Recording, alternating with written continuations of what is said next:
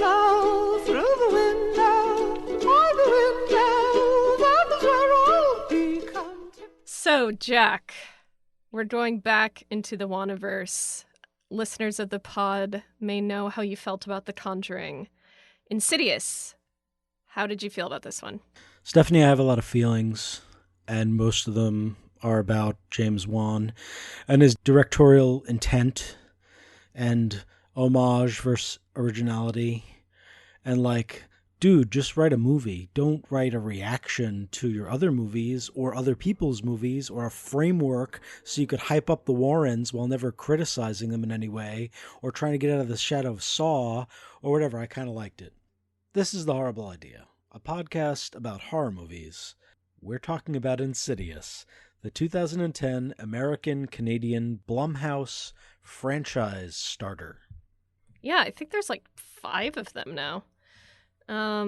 So each week we pick a scary movie. We talk about it. I get really scared. Jack gets less so.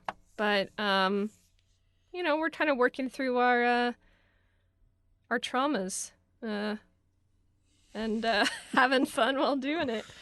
So if you have a movie that you think might scare us, or some thoughts on horror movies, or, corrections on something we said on the podcast, you can hit us up on Instagram at The Horrible Idea,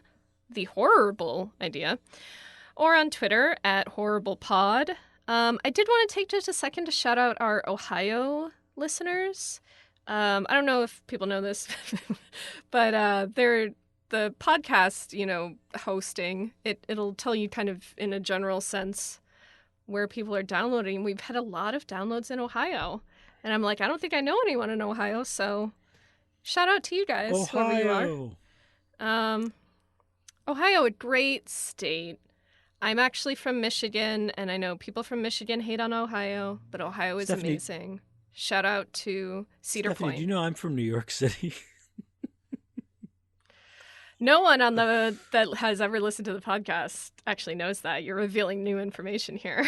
So, Stephanie, can you tell us facts about this film? I sure can. So, some facts about this movie.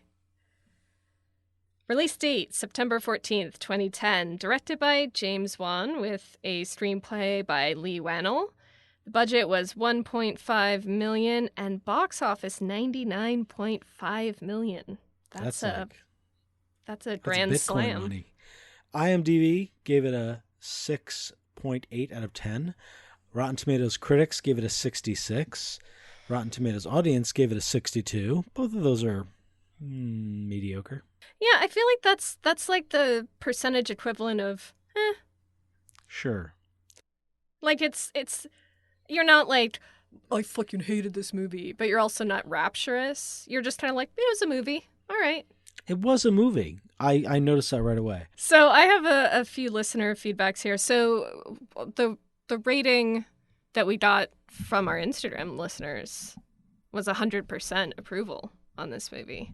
Now, granted, only 3 people voted in that poll, so it's a very small sample set. But and then some comments from some Twitter followers. Mazzy Starpiece says, Patrick Wilson, I think you're an amazing actor. And James is a phenomenal director. And they included a gif of Wednesday Addams drinking some poison. And then Malevolent Dark said, I remember thinking it was fantastic all the way up until, spoiler, Patrick Wilson goes into the demon world. That's a couple items from our Twitter sphere. So give us some like little BTS about this movie. Well, apparently the film only took about 3 weeks to shoot, and it was originally going to be called The Further, which is not a good movie name. Yeah, they made a good choice changing it to Insidious. I'm trying to temper my snarkiness because I enjoyed this on some levels and had lots of problems with other. But there were some Easter eggs, like a bunch of names of crew written on the chalkboard behind behind Josh when he was in his classroom, and a little drawing of Billy the puppet from Saw, which, Yeah, which that was cute. I did notice the drawing. Now I just think of him as Jigsaw. I know that Jigsaw is like the dude, but I just think of the little puppet as Jigsaw. So, well, he's not. But I saw the little spirals. Yeah. It was a cute little drawing. So my little fact about this, which I enjoyed in doing some research after watching it, was that Joseph Bishara, who scored both Insidious and The Conjuring, the character is, I think, officially Lipstick-Faced Demon, which is, the main big bad in this movie. He also played Bathsheba in The Conjuring. So Real range there. He can do music and he can do bad guy acting. He's a double threat. Yeah. So what did you know about this movie? So I knew basically that it was the other Patrick Wilson, James Wan horror franchise. I didn't really know much else. I had seen that kind of famous shot of the lipstick-faced demon kind of peeking out from behind Patrick Wilson's head, which kind of just if you Google this movie, that's what comes up. So I'd seen that, so I knew that that creature was involved somehow. But that's really all I knew. I didn't know much else of the plot. Yeah, I didn't know anything. I remember seeing posters for it, and I knew it was a Blumhouse joint, and came between Saw and The Conjuring. That's about it. So let's get into this plot and break it down. Josh, a teacher, and Renee Lambert, a musician and stay-at-home mom, move into a creepy new home with their sons, Dalton and Foster, and their infant child, Callie. The richest rich kid names ever. And like many haunted house movies, things start moving, things start going missing, creepy shit. And Dalton, one of their fabulously named sons, sneaks up into the attic and falls off a ladder that is very much a Chekhov's broken ladder earlier in the film. And he sees something and he screams, but he seems to be okay. But the next day, he doesn't wake up and he's in some sort of unexplained coma. Right. So the spooky occurrences then get even more intense once Dalton is back at home, still in the coma, in a hospital bed, being treated. Eventually, Renee sees a demon with a red face and convinces Josh that they should move. They move to a new house, but the haunting continues. Josh's mother, Lorraine, calls an old friend named Elise Rainier, a psychic. Elise sends paranormal investigators, Specs and Tucker, to investigate. When they find evidence of paranormal activity, they call in Elise herself. After some investigation, Elise surmises that Dalton is not in a coma, but he is a traveler who can astrally project. He left his body and got too far away, and now a powerful entity is trying to possess him. And this is a long plot summary, but then kind of a lot of stuff happens. And There's we're actually a lot of plot. Leaving a lot out. But there's a failed attempt to get Dalton back in his body, and then he's possessed for a little while. And then eventually Elise and Lorraine explain that when Josh was a little kid, he could also astrally project, and there was a demon trying to get inside of him. And so this has all sort of happened before. They help him remember, and then he goes in to the upside down to get his son further back. Yeah, the bad place. Yeah, and then there is a plot twist, which we'll get into. Yeah, that seemed just like franchise, Franchise food. Yeah. So this one, folks, it did scare me. I will say the first half much more than the second half. Like basically all the stuff let's say, first of all, round of applause for Rose Byrne. I just love Rose Byrne. She's beautiful. She's a great actor. She's a great comedian. I think she probably smells really good. She's just great. But so everything with her kind of seeing things in the house and when she's like turning up the baby monitor, like all that stuff definitely freaked me out. I definitely had to look through with my fingers at a couple things because I was scared. My second note is this movie is going to scare Stephanie. Yeah, it was definitely the first half especially. Kind of once they got into, especially once they go into the further, that stuff was all just so like campy and kind of like it was almost Wes Craven-y a little. It felt kind of like a circus, like I don't know. It had a vibe, and you know I'll get into that later. But yeah, some big frights from me for sure. Was there anything that had you feeling suspenseful or? You know, no. I think especially James Wan. I'm never able to forget that I'm watching a movie because it's so constructed, and instead of there being a sort of reality of a movie, there is a reality of a guy who is setting things up to scare me, and I can't not see that. Whereas like Poltergeist, which is on every level less scary than this movie, got me into that place where I forgot and I jumped.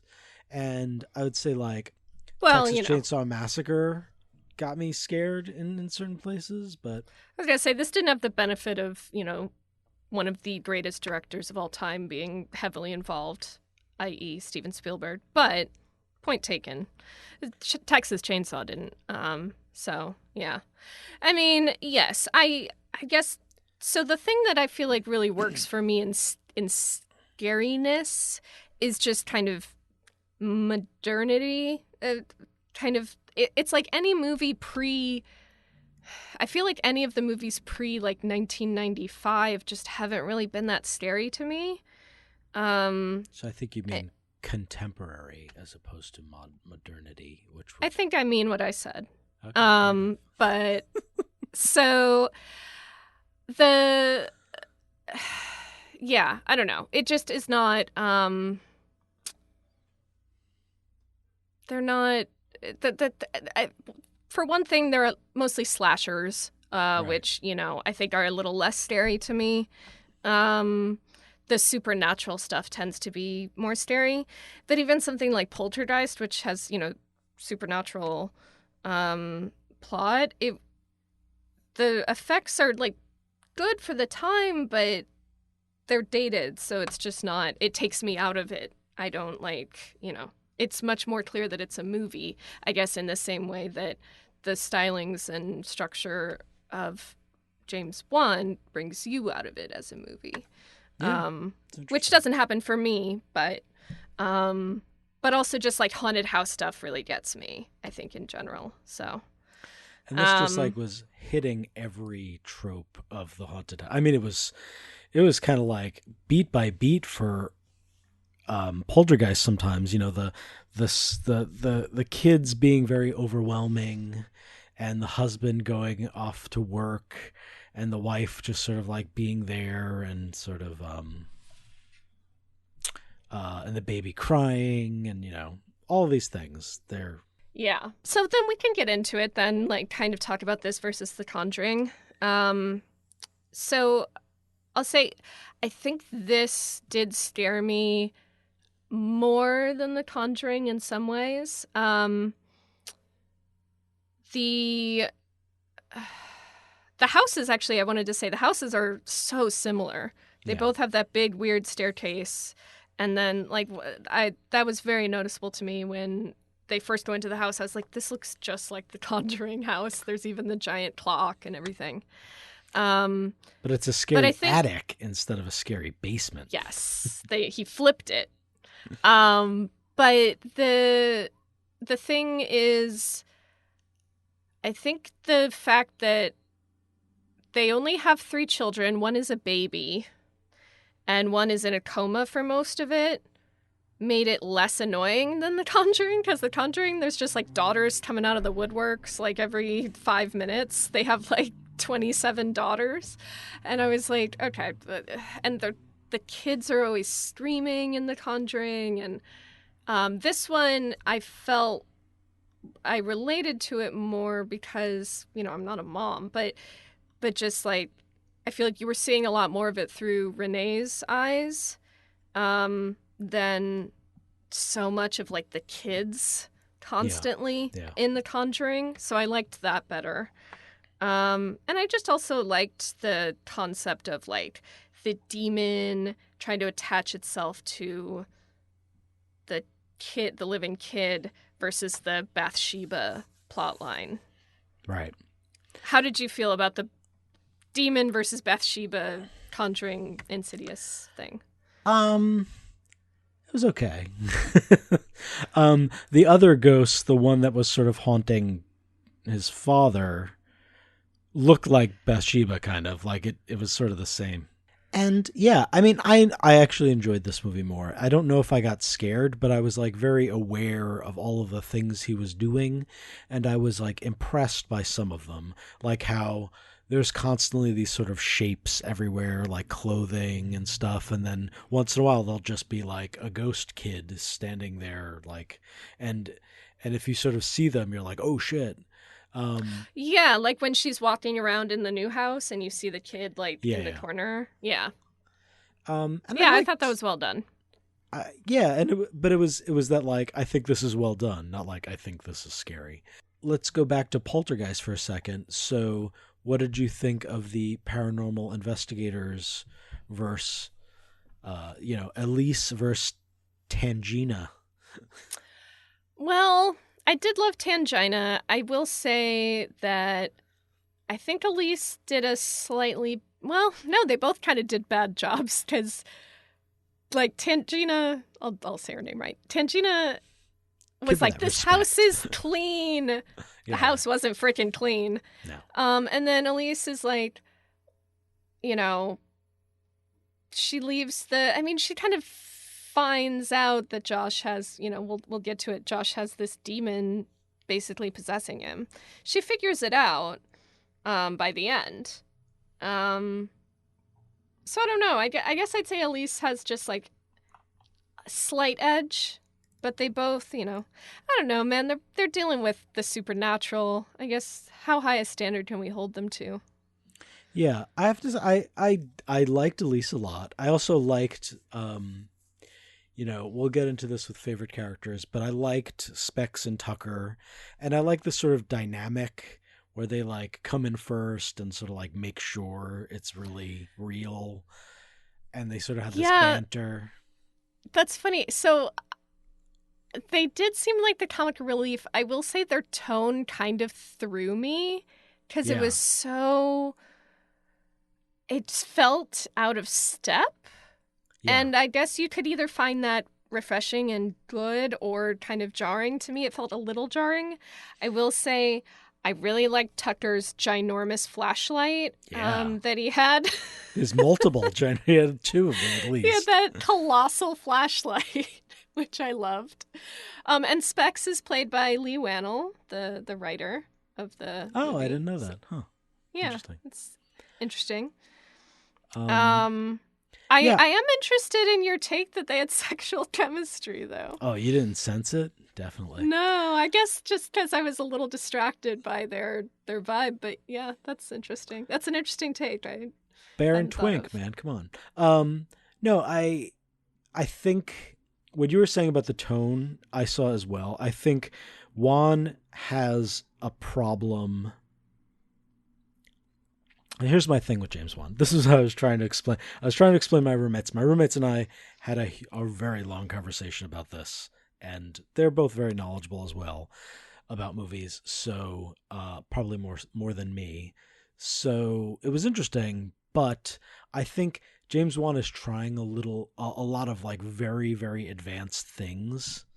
And in this movie, he's trying to have these sort of different tones that he's sort of like trying to throw you off by going into these different sort of things. And it doesn't work a lot of the time because the tones are not different enough. And it's sort of like you're like The Further and the whole astral projection thing is a perfect example. Because sort of, Josh goes into the astral plane or whatever, The Further, and at certain times it's not different at all, and then other times it's very different.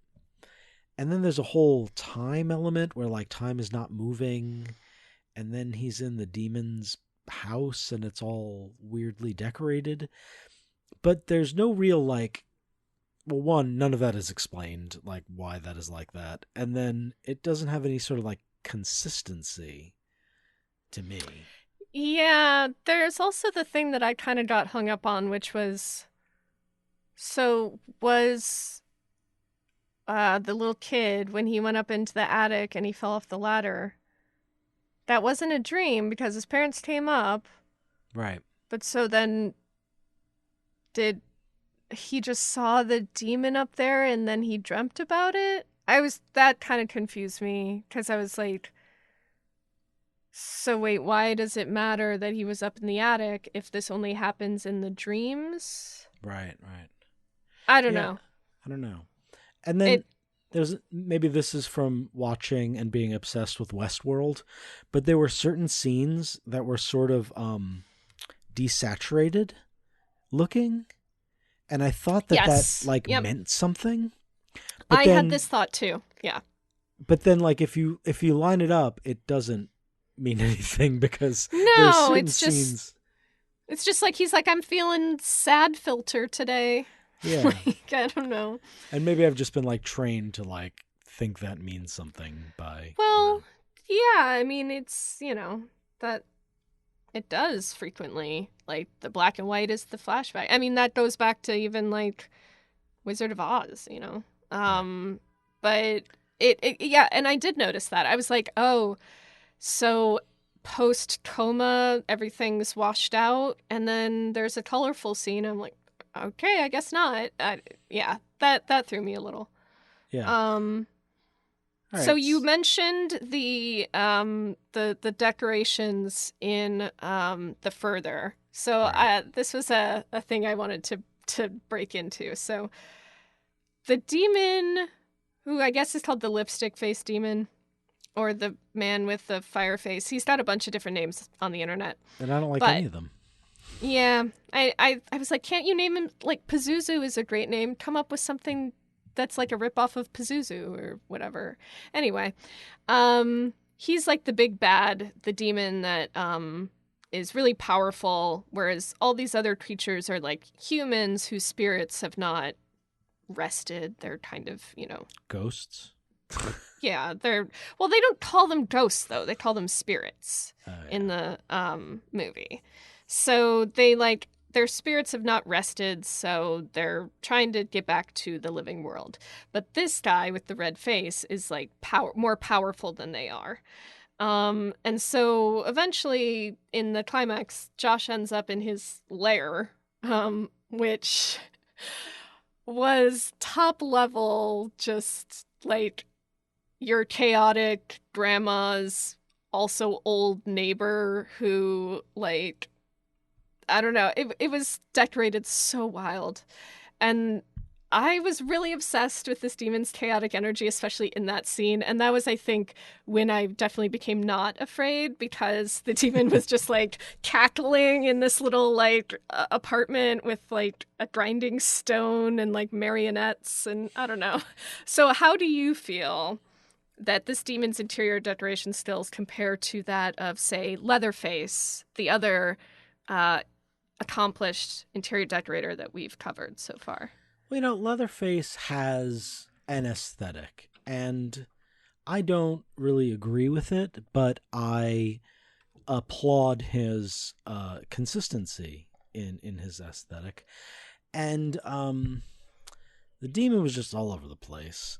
And, where did he get all this stuff? What was going on? I know.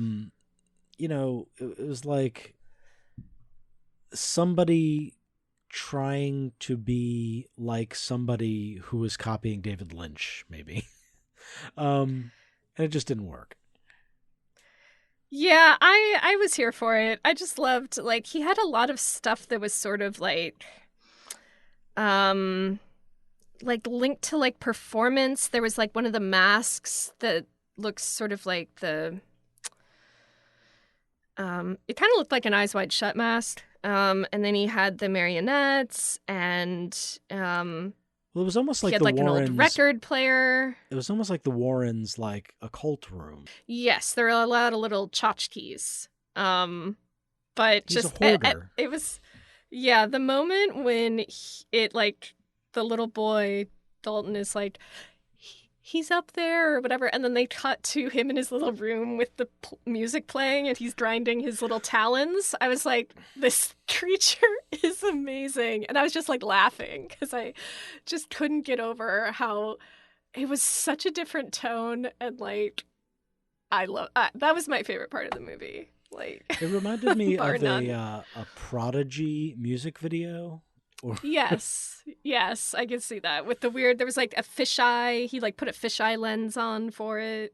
Yeah. So since I just kind of, I kind of jump started on favorite characters, because the Dooley face with the lipstick red guy was my favorite, bar none. I loved his chaotic energy. I loved him sharpening his talons. I loved him like skittering along the wall. It was very scary. That part was scary, but I liked it. I always tend to kind of be into the bad guys anyway. They're frequently the more interesting character. But I kind of wanted to know more about this guy. And as I understand it, I think he keeps appearing in the rest of this franchise, so maybe I'll watch some more. I really liked him. And then I also liked Elise and Barbara Hershey, who's amazing. I loved her as Lorraine, Josh's mom. But yeah, what were some of your favorites? Well, I liked Renee, and I disliked Josh a lot, and their dynamic was interesting. And I feel like if this was a different kind of movie, like Josh would be having an affair or something. It's just like, Yeah, when he's like, I gotta stay late at school. yeah, and that might have been interesting actually. But yeah, and there was a line at the end where she's like, "You're so much stronger than I am," and I'm like, dude, no, he's not. He's not strong, and he's a coward. And you're a musician and a mother, and you're strong and powerful, and you deserve Yeah, he someone like better. stayed at school, like hiding out Yeah, because he didn't want to go home and deal with whatever was going on there. yeah. So, And then, like I said, I liked Speck and Turner, and I like their sort of banter, and there was a bunch of like they said a couple of quick lines that set up like a big world for them, because like one of them was like writing a book, and then the other one kind of wanted like in on it, and it was this whole thing. It was like I like that little glimpse. oh yeah, he into- was like, my photos will be the main event, and then they had that whole thing with like a photo is worth 1,000 words. and he was like, And- words are worth 1,000 words. Yeah, yeah, that was great. I did like that. All right. Well, all of these actors, I'm sure they are interconnected in some way. Why don't you take us into the further of Stephanie's 6 Degrees of Cinema? Yeah. This was a fun one. And just a little behind the scenes, I have a couple of weeks had to like research on some of these older movies where there are a bunch of non-famous people. For, I'd say 85% of these, I do come up with them completely without doing any research. But like some of the ones where I just didn't know a single, I think it was Texas Chainsaw. I was like, I don't freaking know who any of these people are. Anyway, we have Rose Byrne, my beloved, and she was in Bridesmaids, amazing film, with Maya Rudolph, who plays a character named Deborah in the movie Pop Star Never Stop, Never Stopping. A really funny, kind of underrated, I think, movie. I mean, it's really stupid comedy, but it was a lot of fun. And then Joan Cusack was also in that. She plays Andy Samberg's mom. I don't remember her character name. But she was in the classic Working Girl with Harrison Ford. And Harrison Ford, of course, is Han Solo, father to Kylo Ren, played by Adam Driver.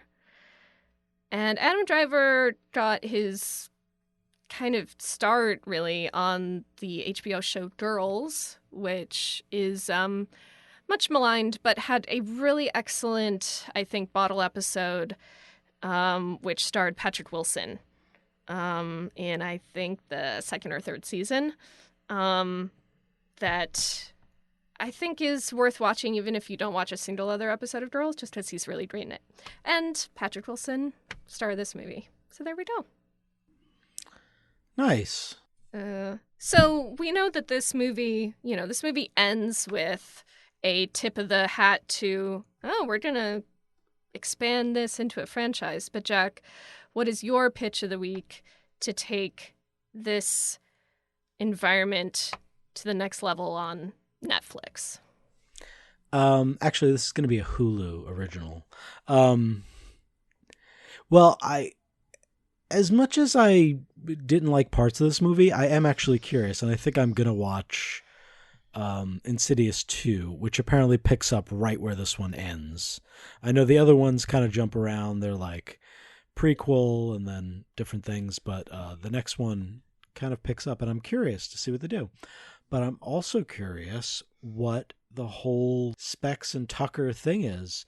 I like their whole dynamic with Elise and with her, spoiler alert, gone. It'd be interesting to see. So this is my pitch for it, actually. So they're going out, they're trying to do they're trying to do paranormal investigation on their own. They can't. And so they start interviewing new psychics to be their third partner. And so I'm picturing some fun scenes where they're like meeting up with like a stage magician or, some kind of like crazy fire eater, and you could have some really fun, ensues. like big actor cameos in those interviews. Yeah. Like they don't actually end up being the guy, but you know, Right. like Brad Pitt shows up as this invisible character from Deadpool. Yeah, exactly. Yeah, and then since they're not getting a lot of work, they'll probably have to take little odd jobs and stuff. So that could be another fun thing of like, Tucker working at the Geek Squad. Like a scare of the week kind of thing. Yeah, perfect. So we did this last time, and I kind of like it. But in this segment, we ask, in a very Seinfeldian way, what is the horrible idea? What is the moral? What is like the premise? What do we take away from this? So I'll start. My takeaway is don't wipe your child's mind when they have this weird traumatic history and expect it not to come back to literally haunt you. Yeah, it's pretty much what I got too. Like, forgetting or suppressing trauma will, mess you up in the end. And our parents rob us of the tools that we will need to protect our children. And and if you don't deal with the traumas that you've experienced as a child that stay with you into adulthood, how can you help your children deal with their traumas? Yeah, exactly. And don't, buy a new house. Just like they're building houses all the time. Get an apartment. How about a condo? Something. Don't move into a creepy house with your infant child. I will say, I think I've said this before, I very infrequently, I can't think of many movies that have haunted apartments. Right. It's always an old house. Yeah. So Because houses suck and renting. we're safe, Jack. In I New mean, York. we're safe from ghosts. Well, that's the thing I'm most scared of. And another thing I've been playing around with as a segment is just like to list all the sort of tropes and cliche that are in this thing. So you want to help me tackle this list? Just take them. Yeah. So, there's the whole moving into a new house, which, The Conjuring did, Poltergeist did, this does. I'm trying to think. Lots A of lot of, movies. Yeah. There's a lot of movies that do this. But it's always moving into a new house, and there's always some sort of slight reference to, things are going to change, things are going to be better now. Right. This is a new start. This is so that's frequently a thing. Which is interesting because I think part of that is sort of like forgetting the past, which apparently is not a good idea. And in the same way in Poltergeist, and then we saw in the Babadook, is like children being overwhelming on top of other things. So that builds this tension. Yeah. I mean, these movies really reinforce my feelings and my decision that I'm never having children. They don't do anything to dissuade me. But the most relatable part of this movie was when Renee is on the phone, and I don't have children, but just the whole thing where she was like, talk to an agent, a person, connect me to an operator. I was like, oh my God, I feel you, girl. Yeah. Scary cellar, in this case, scary attic. I mean, those things are scary. I don't even think that's a trope. My grandmother's basement was terrifying because it was unfinished and had a creaky staircase, and I never went down there. Yeah, it's my grandmother's basement. Scary. My grandmother's basement literally just had a room, and if you opened up the door, there was just a dirt floor with a giant hole in it. Yeah, it's bad news. I think that it is a trope, and I guess cliches are there because sometimes they are true, and that one is true. Sure. We could just run through a bunch more of these. Creepy kids. Dalton was kind of creepy. A little bit. I think he wasn't as creepy as a lot of horror kids are. Yeah. Like Carol Ann. Yeah. No, Carol Ann takes the cake for sure. But the creepy kid that was running around that Renee saw. Right. The sort of Newsies looking kid. Yeah. Didn't Evil like that. Newsies. Yeah. There was a twist, like Wicker Man. Oh, that he was a walker as well, or whatever. Yeah, and then another twist at the very end, but right. And then they were paranormal investigators, like the guys from Poltergeist, like Ghostbusters. I think the Paranormal Activity, they're amateur investigators. Right. Yeah, that's definitely a thing. I was told we should see that one soon, sort of compare and contrast to this. Yeah, and especially, I don't think we've done any found footage yet. No. So that's one of those. All right. Yeah, so do you want to get into final reactions? Let's do it. Let's react, finally. All right, I'll start. So this one was definitely scary. So I picked this one this week because we had done a few for a few weeks that were great movies, but were not scary or didn't scare me. And that's my big driving point of this podcast, is to face my fears. So I had to do that with this one. The first half was super scary. I did not at all like the creepy talking over the baby monitor. In fact, I didn't record myself this week, but I was basically looking through tented fingers no. And the little child running around, I didn't like that. I, as I have said throughout the podcast, loved the bad guy. I just thought his like kooky, chaotic energy once we saw his lair was amazing. And he was actually scary. And the drawings that they did of him, like when Elise saw him, was very evocative. So I would give this a stare factor of 8 because I Wow. was pretty dang scared. Is that the highest? I feel like Conjuring was around here too. Yeah. I just this kind of thing is very scary to me. And like the second half definitely not as scary. Like once they went to the further, I wasn't really scared anymore. Because it was just sort of so campy and like even like the other like dead people that were like a family, that was all very like weird 1950s style camp, the makeup and the way they were all grinning. So, but you know, the red-faced guy saves everything. Entertainment factor, I think I would say 7 out of 10. There were a couple parts where it dragged a little bit, but overall, I think it actually, like, you know, there wasn't a lot of fat on this movie. Like, I think they moved from, you know, piece to piece pretty well, and there were scares throughout. The end, you know, the part in the further dragged on a little long because I was just like, it went on long enough where I was like, wait, what is going on here? And I tried to examine the mechanics of it too much, which is never a good sign. So yeah, stare factor 8, entertainment factor 7. What are your thoughts, Jack? You know, I like this movie.